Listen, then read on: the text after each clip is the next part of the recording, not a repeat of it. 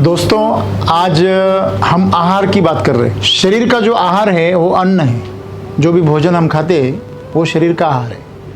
उस आहार के माध्यम से शरीर को ऊर्जा प्राप्त होती है। जो योगी होते हैं वो जानते हैं कि इस प्रकृति से हम सीधी ऊर्जा ले सकते हैं, तो सीधे वो पानी से, हवा से या सूरज से ऊर्जा ग्रहण कर सकते हैं योग के माध्यम से। जैसे दादा गुरु के बारे में हमने जिक्र की पिछले हफ्ते, वो पिछले 3 सालों से सिर्फ नर्मदा का पानी पीकर जिंदा है और दिन भर प्रवास करते हैं। 20-24 किलोमीटर, 25 किलोमीटर पैदल चलते हैं, परिक्रमा कर रहे हैं। और हम जानते हैं कि हम में से बहुत सारे ऐसे हैं कि कितना भी खाए फिर भी कमजोरी हो जाती। तो ऐसा क्या है जो हम हमारे आहार से नहीं ले पाते, और क्यों नहीं ले पाते? एक ही खाना होता है, एक ही परिवार होता है और 2 लड़के होते हैं। एक की तबीयत एकदम स्वस्थ रहती है और एक हमेशा बीमार रहता है। माँ बाप भी एक है, जेनेटिक्स भी एक है, खाना भी एक है, खिलाने वाले भी एक है। फिर ऐसा क्यों? ये आपने अनुभव किया है? हम लोगों को बोलते हैं, या लोग बोलते हैं कि अरे मैं कितना भी खाता हूँ मेरे अंग को लगता नहीं। मतलब उस आहार का आपके शरीर के साथ में कोई योग नहीं है, वो संयोग से खा रहे हैं आप, इत्तेफाक से खा रहे हैं। जैसे हम बोलते हैं कि आकाश में बादल जब दिखते हैं तो उनमें से बहुत सारे आकार पैदा हो जाते हैं। क्या वो बादल बना रहे हैं? नहीं, वो अपना आकार निरंतर बदलते रहते हैं और उसमें कुछ भी आकार बन जाते हैं। ये इत्तेफाक है, ऐसे हम खाते हैं। तो आहार है जो हमें ऊर्जा देता है, और वो उतनी ही ऊर्जा दे सकता है जितनी आपके साथ जुड़ी हुई है। आप खाते वक्त उसके साथ जुड़े क्या? नहीं। हम जब भी खाना खाते हैं तो सामने या तो टीवी रहता है, या मोबाइल रहता है, या गपशप चल रही थी, या फ़ोन चल रहा होता है, या कोई विचार चल रहे होते हैं। तो इससे हो क्या रहा है? जो खाना आप खा रहे हो उसके साथ में आपका शरीर संपर्क नहीं कर पा रहा। जैसे हम बोलते हैं कि अगर हमारी पसंदीदा चीज़ का अगर स्वाद, सुगंध अगर फैल गई तो हमारे मुंह में क्या आ जाता है? पानी आ जाता है। और हमारी नापसंद अगर चीज़ है तो हमारा मुंह सूखा हो जाता है। ऐसा होता है। तो जब आपका मुंह सूख जाता है तो आपका शरीर उस अन्न को स्वीकार नहीं करता। ऐसी हालात में जो एंजाइम्स, जो पाचक द्रव्य आपके शरीर से स्रवण होना चाहिए, जो बाहर निकलने चाहिए, आपके आंतों में, आपके जठर में, वो नहीं आते। वो जब नहीं आते तो पाचन ढंग से नहीं होते। तो जिस तरह किसी रसोइया का अगर मानसिक संतुलन बिगड़ गया तो कुछ भी क्या भी डाल देता है तो खराब हो जाता है खाना, वैसे ही हमारा पाचन तंत्र बिगड़ जाता है जब हम उसके साथ में तादाद में नहीं करते। तो इसी तरह खाना आप खा रहे हो, क्या आप उसके साथ में योग से जुड़े हो? तो तभी उसका ताकत आपको मिलेगी। दूसरा है मन। मन का जो आहार है वो है विचार। आप कौन से विचार आपके दिमाग में ग्रहण करते हो, किस विचारों की संगत में आप रहते हो, किस सोच में आप डूबे रहते हो, वो विचार ही आपके मन का क्या है? आहार है। उसी तरह वो बन जाता है। तो ऐसा है, जैसी आपको संगत रहती है वैसी आपको पंगत भी मिलती है। शराबी के साथ घूमोगे तो आपको सात्विक भोजन नहीं मिलेगा कभी, वो आपको ढाबे पे ले जाएगा। तो शरीर का आहार अन्न है, मन का आहार विचार है। जो बाहर से आते हैं वो भी हैं, और जो आप अंदर पैदा करते हो, खाना आप खुद पैदा करो या बाहर से लाओ, कोई फर्क नहीं है, खाना खाना है। वैसे विचार है, जब बाहर से आए या आप खुद पैदा करें। तीसरी जो स्तर है अपना, भावनाएं जो होती है। भावना कहाँ से पैदा होती है? भावनाओं का जो आहार है वो भाव है, वो आप पैदा करते हो। माँ जब खाना बनाती है ना तो उसका भाव अपने बच्चे के प्रति अलग होता है। जब कोई होटल वाला जब खाना बनाता है तो उसका भाव अलग होता है। इसलिए घर का खाना, माँ का खाना और होटल का खाना, इसमें अंतर होता है। जैसे पानी में भाव पैदा हो गया तो वो तीर्थ हो जाता है। खाने में, किसी भी चीज़ में अगर, खाने की चीज़ में अगर भाव पैदा हो गए तो वो प्रसाद बन जाता है। किसी भी संपत्ति में अगर भाव पैदा हो गए अच्छे तो वो लक्ष्मी बन जाती है। और किसी भी शारीरिक संबंध में भाव पैदा हो गए तो वो प्रेम बन जाता है। तो ये जो भाव है वो खाना है भावनाओं का। अगर भावनाओं में भाव पैदा होने लगे तो वो आपके जीवन को समृद्ध करती है, भावनाओं को समृद्ध करती है। जैसे खाना आपके शरीर को समृद्ध करता है, विचार आपके मन को समृद्ध करते हैं, दिमाग को, बुद्धि को, वैसे भाव आपके भावनाओं को शुद्ध करते हैं और समृद्ध करते हैं। वैसे ही जो आनंद है वो आत्मा का भोजन है। आत्मा का भोजन क्या है? ऊर्जा का आनंद है। जितना भी आप आनंद में रहोगे उतनी आपकी आत्मा क्या होगी? समृद्ध रहेगी। जितना आप दुख में रहोगे उतना आपकी आत्मा जो है कमजोर हो जाएगी। देखो दुखी आत्मा देखो आप, उसके चेहरे पे कभी आपको एकदम तेज कभी दिखेगा नहीं, उसका चेहरा हमेशा आपको काला पड़ा हुआ दिखेगा। मैं अभी जो बोला आपको, तो आनंद पैदा कब होता है? जब आप किसी चीज को समर्पित कर देते हो, खुद को समर्पित कर देते हो। पैसा है आपके पास, समर्पित कर दो। आपके पास ऊर्जा है, ताकत है, समर्पित कर दो। सबके कल्याण के लिए समर्पित कर दो, प्रकृति के लिए समर्पित कर दो। प्रकृति आपसे जो करवाना चाहती है उसको करने दो। हम करने देते हैं? नहीं, बराबर है। हम जब उसको रेजिस्ट करते हैं, विरोध करते हैं, विरोध में ही हमारा जीवन खत्म हो जाता है। सब मुश्किलें किस लिए है? जो चल रहा है वो पसंद नहीं है। हा? क्या आप चला रहे हो? आपकी सांस आप चला रहे हो? नहीं। क्या आपका दिल आप धड़का रहे हो? नहीं। जो खाना आप खा रहे हो आप पचा रहे हो? नहीं। जो बीज आप बो रहे हो आप उगा रहे हो? नहीं। पौधों को फल फूल आप लगा रहे हो? नहीं, प्रकृति लगा रही है। तो ये सब चल रहा है, ये एक प्रकृति कर रही है। जिस दिन आप मान लोगे और जो भी मेरे लिए अच्छा है वही होगा, मेरे को अगर प्रकृति को तड़पाना है तो वो तड़पाएंगी, उस तड़प से मेरे अंदर कुछ स्ट्रेंथ पैदा हो जाएगी।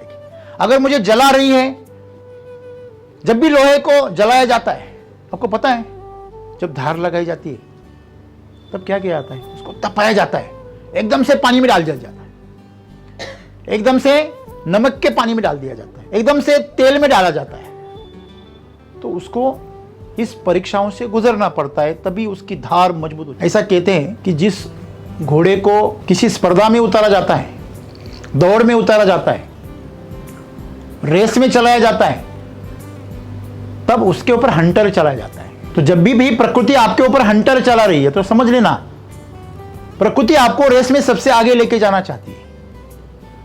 लेकिन हम बेचारे अनपढ़, गंवार, अज्ञानी, आलसी, हम ये सोच लेते हैं ये प्रकृति हमारे ऊपर कितना भयंकर अन्याय कर रही है, कितनी बर्बरता से मेरे जीवन में संकट ला। तो जीवन में आपको आनंद तभी मिलेगा जब आप खुद को समर्पित कर दोगे उस जगह पे जिस जगह पे आपको सुकून मिलता है। देखिए, सुख मिलना अलग बात है। सुख और सुकून में क्या अंतर है? जिस जगह पे आप खुद को भूल जाते हो और वो चीज आपके जीवन में हमेशा रहे तो आप आनंद ही आनंद में जियोगे। वो चीज होती है जो आपको सुकून देती है। सुख वो चीज होती है जो आज तो आपको अच्छा लग रहा है, परसों आपको उसी चीज के लिए वजह से बुरा भी लगेगा, वो सुख होता है।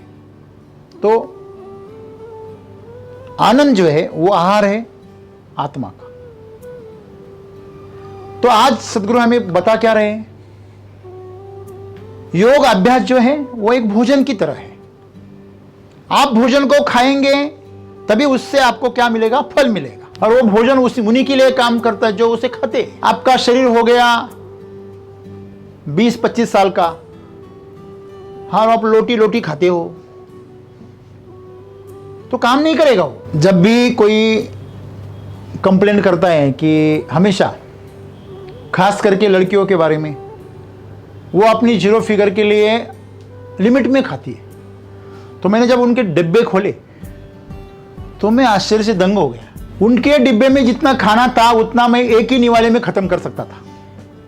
आप सोचो वो खाते क्या है? मेरे हिसाब से वो हवा पे जिंदा है। वो मुझे नहीं लगता 0 फिगर से कोई हीरो हो सकता है। हाँ, फिगर की बात छोड़ दो, आप आपकी स्वास्थ्य हीरो रखो तो आप हीरो बन सकते हो, बहुत सारे क्षेत्र में बन सकते हो। और शायद आप पहली परीक्षा पास हो जाओगे, पसंद आ जाओगे, लेकिन जब बाद में जब जीवन साथ में जीना पड़ता है ना, तो आप ठुकरा दिए जाओगे। क्यों? आपके पास में कोई ऊर्जा ही नहीं है। आप ऐसे फल हो जो बाहर से तो बहुत सुंदर दिखता है लेकिन बीच में खोखला है। क्या सही है? मुझे कोई पसंद करे इसलिए अगर कोई लड़का या लड़की प्रयास कर रहा है, पूरी ताकत झोंक रहा है, वो पागल है, मूर्ख है वो। पहले तू खुद को पसंद कर, तू इस प्रकृति के पसंद में आ जा। जब प्रकृति तुझे सुधार लेगी तो सारा समाज भी ठुकराए तो कोई फर्क नहीं पड़ता, उसे एक दिन आपको स्वीकारना ही है, आज नहीं तो कल। तो जीवन में आहार जो है वो बहुत इंपॉर्टेंट है। जब तक हम उस अलौकिक शक्ति को नहीं जानते तब तक ये जो देखो, जब तक हम सूरज की ताकत को नहीं जानते थे तब तक हमने सोलर पे चलाने वाली गाड़ियां चीजें बनाई क्या, लाइट्स बनाई क्या? नहीं। तब तक हमने कितने पापड़ बेले, जो जल विद्युत बनाई, औष्णिक विद्युत बनाई कोयले पे, अणु विद्युत बनाई। फिर बाद में पता चला अरे इन सब की तो कोई जरूरत ही नहीं है, वो तो फोकट में, छत पे लगा दो प्लेट्स सोलर के, अपन देंगे गवर्नमेंट को बीज, तो बिजली आप खुद गवर्नमेंट को दे सकते हैं। यही है, जब तक आपको प्रकृति से सीधे नाता नहीं मिलता है तब तक ये आहार है जो आपको जिंदा रखेगा। ऊर्जा लेने के लिए आपको आहार से संबंधित होना पड़ता है, उसी तरह आपको जल से भी संबंधित होना पड़ता है। आप ध्यान से अगर पानी पियोगे तो पानी भी आपको अमृत जैसी ताकत दे सकता है, लेकिन आप सजग, आपकी हर कोशिका सजग होनी चाहिए कि मेरे अंदर अमृत जा रहा है। अरे हम खाना भी खाते हैं ना, इतना मुंह टेढ़ा मुड़ा करते हैं ना, सामने वाला देखता है तो पता चलता है यार ये क्यों खा रहा है। अहोभाव से खाओ, तो खाना आप जितना खाओगे उतना आपके लिए काम करेगा। वैसे ही योग अभ्यास है। क्यों योग अभ्यास करना है? क्योंकि योग अभ्यास ही वो चीज है जो आपको सीधे प्रकृति से जोड़ सकती है, परमात्मा से जोड़ सकती है। क्योंकि बीच में इतने सारे जन्म हुए, इतने सारी घटनाएं हुई कि हम इस प्रकृति से टूट गए। तो वापिस अगर प्रकृति से जुड़ना है तो हमें एक ही ऐप काम करेगा, एक ही पासवर्ड काम करेगा, वो है योग। और योग का अभ्यास करने के लिए आपको उसके साथ जुड़ना पड़ेगा। तो आज हालात ये है कि जिस दिन आप खाना नहीं खाओगे उस दिन आप कमजोर हो जाओगे। वैसे ही योग अभ्यास आप जिस दिन नहीं करोगे उस दिन वो आपके लिए काम नहीं करेगा। तो पहले क्रिया योग से शुरू करो, जो हम करते, यम नियम प्राणायाम साधना, ये सब हम करेंगे तो कम से कम हर दिन हमें 20 मिनट के लिए ध्यान करना जरूरी है। कम से कम 20 मिनट, आंखें बंद, आपकी जो नजर है ऊपर, जैसे भगवान शंकर बैठते हैं, ध्यान की जो मुद्रा है वो बनाओ, उनको आपके घुटने पर रखो और रीढ़ की हड्डी सीधी करो और बस कुछ मत करो। जो सांस आ रही है उसको देखो, जो जा रही है उसको देखो, बस इतना तो करना है। कोई भी कर सकता है, ज्यादा एक्सपर्ट बनने की कोशिश मत करो, बस करो। शरीर को शुद्ध करो अंदर से बाहर से, सुबह उठकर, और बैठ जाओ। आप जहां पूरब की दिशा है उस तरफ मुंह करके बैठ जाओ। नीचे आसन ले लो, शांत ठिकान पे खुद बैठ जाओ। शरीर से परे कोई शक्ति है जो आपको महसूस होगी। और आप जब खुद को खाली करोगे, शुरू शुरू में बहुत सारे विचार आएंगे, आने दो, उनको रोको मत। विचारों के साथ एक खेल ऐसा है, आपको मालूम है, आपने कभी बच्चों को संभाला है? अगर समझो आपके आजू बाजू में कोई बहुत ही नटखट बच्चा रहता है तो उसको संभालना, उसके साथ में डील करना सबसे मुश्किल हो जाता है। सबसे आसान बात होती है उनके ऊपर ध्यान मत दो, उनको आने दो, उछल कूद करने दो, जो भी करना है करने दो। वो अपने आप ध्यान नहीं देंगे, वो अपने आप क्या हो जाएंगे, शांत हो जाए। वो सब ये इतना सब कुछ क्यों कर रहे हैं? आपका ध्यान खींचने के लिए। ये साइंस आपको मालूम होनी चाहिए, वो आपका ध्यान खींचने के लिए कर रहे हैं। तो आपका ध्यान अगर आप नहीं उनको खींचने दोगे तो वो कुछ नहीं कर पाएंगे। ठीक ऐसे ही विचारों के साथ है। विचार आएंगे, घूमेंगे, चले जाएंगे, फिर आएंगे, एक ही बार बार आएगा। आप उनकी तरफ बस देखना, तो वो आया है, जाएगा। जैसे हम इधर ऊपर बैठे, ट्रैफिक जा रहा है तो हम गाड़ियों को देख रहे हैं, बस गाड़ी आ रही है, जा रहे, आ रही, जा रही, विचार आ रहे, जा रहे, बस उसको देखना। शुरू में ऐसा करो, बाद में वो गाड़ियां बंद हो जाएगी, ट्रैफिक साफ हो जाएगा, लॉकडाउन लग जाएगा अपने आप। क्योंकि विचार जो है वो आपसे ऊर्जा पाते हैं। जब वो आपसे ऊर्जा पाते हैं, वायरस की तरह होते हो, तब वो खुद को रेप्लिकेट करते हैं। वो आपसे ऊर्जा ही नहीं मिलेगी तो वो रिप्लिकेट नहीं। ये बहुत बड़ा साइंस है जिसको समझने के लिए लोग पूरी जिंदगी लगा देते हैं। और ये अगर आप कर पाएंगे तो जैसे कोहरा छा जाता है तो दूर का दिखता नहीं, पास का भी दिखता नहीं, सामने वाला का चेहरा भी ठीक दिखता नहीं। तो ये विचार जो है कोहरा पैदा करते हैं हमारे अंतर्मन में। और हमें कोई भी मतलब आदमी हो, कोई हमारा रिश्तेदार हो, लोग हो, परिस्थितियां हो, चीज़ें हो, वो हमारी समझ में नहीं आती। ये सही में मेरे लिए है, अच्छी है क्या बुरा है, ये रिश्ता मेरे लिए अच्छा है कि नहीं है, ये आदमी सही है गलत है, कुछ नहीं समझता। कुछ राय मत बनाओ, खुद को साफ करो, खुद का आईना साफ करो, खुद के ग्लास साफ करो, आपको स्पष्ट दिखाई देगा। बस इतनी सी बात है। तो सद्गुरु हमें यही बता रहे हैं, योग उन्हीं के लिए काम करेगा जो उसको खाने की तरह हर रोज ग्रहण करते हैं। हमारे लिए योग क्यों नहीं काम करता? आज एक काम करो, आप आज से एक काम करो, लहरी मोहम्मद हो जाओ। आज खाना खा लो, लगे तो परसों खा लो, लगे तो एक दिन में 4 बार खा लो, लगे तो कभी भी मत खाओ। ऐसा करेंगे तो क्या हो जाएगा? आप बहुत जल्दी परलोक सिधार जाएंगे। सही है गलत है? बिल्कुल आज हमारे साथ वही हो रहा है। हमारी आत्मा मर चुकी है, हमारी आत्मा सो चुकी है। क्यों? क्योंकि हम उसको पोषण नहीं दे रहे, उसको आनंद में जीने का अवसर ही नहीं मिलता है। ठीक है, हम संसार में आनंद नहीं प्राप्त कर सकते आप लोग, क्योंकि अभी पूरे गंदे हो गए विचारों से, साफ नहीं रहे। कोई रिश्ता आपको आनंद नहीं दे सकता क्योंकि उसमें स्वार्थ है। कोई पदार्थ आपको आनंद नहीं देगा क्योंकि उसमें जहर है। कोई दृश्य आपको आनंद नहीं दे सकता क्योंकि प्रकृति खराब हो गई है। तो आपको आनंद तभी मिलेगा जब आप विचारों से छुटकारा पाओगे और ध्यान में रखे जाओगे। अपने आंखों से आंसू बहेंगे आनंद के, आपको पता ही नहीं है, आपको इतना शांत लग रहा है। और उसी से आनंद, जब आप शांत हो जाते हो ना, उसी से आनंद पैदा हो जाता है। हम आनंद को, सुख को ढूंढ रहे पैसों में, जगहों में, प्रतिष्ठा में। आनंद आपके अंदर है। एक बार आप आनंद से भर गए ना, तो फिर कुछ भी करो, काम करो, पैसा कमाओ, प्रतिष्ठा कमाओ, नाम कमाओ, शोहरत कमाओ, कुछ भी करो, बहुत अच्छा है। देखो, आपका अगर शरीर स्वस्थ है तो उसके ऊपर सजावट करने से एक मजा है। अगर आपका शरीर कोढ़ से भरा हुआ है, वो पूरा कैंसर की गंदगी से भरा हुआ है, तो इस तरह आपका शरीर है, उसके ऊपर आप कितना भी मेकअप करोगे तो कोई काम का नहीं। आप उसकी गंदी बात को छुपा नहीं सकते। इसी तरह पहले अपना जो आत्मा है, ऊर्जा है, उसको स्वस्थ करो, उसको प्रसन्न करो, उसको सशक्त करो, फिर आप जीवन का पूरा आनंद लोगे। ऐसा नहीं है कि जीवन का आनंद मत लो। देखो, आपके सामने बहुत अच्छा सीन है, बहुत सुंदर, वर्ल्ड का सबसे बेस्ट सीन है। पहले आपका चश्मा तो साफ करो। जब तक आप आपका चश्मा साफ नहीं करोगे कोई फायदा नहीं। आप बहुत अच्छा फोटो निकाले, बहुत अच्छा सुंदर एकदम खुद को बनाया, एकदम टकाटक बनाया, लेकिन आपका जो कैमरा है उसके ऊपर गंदगी है, तो फोटो कैसे आएगा? गंदा ही आएगा। हमारे साथ ये समस्या है।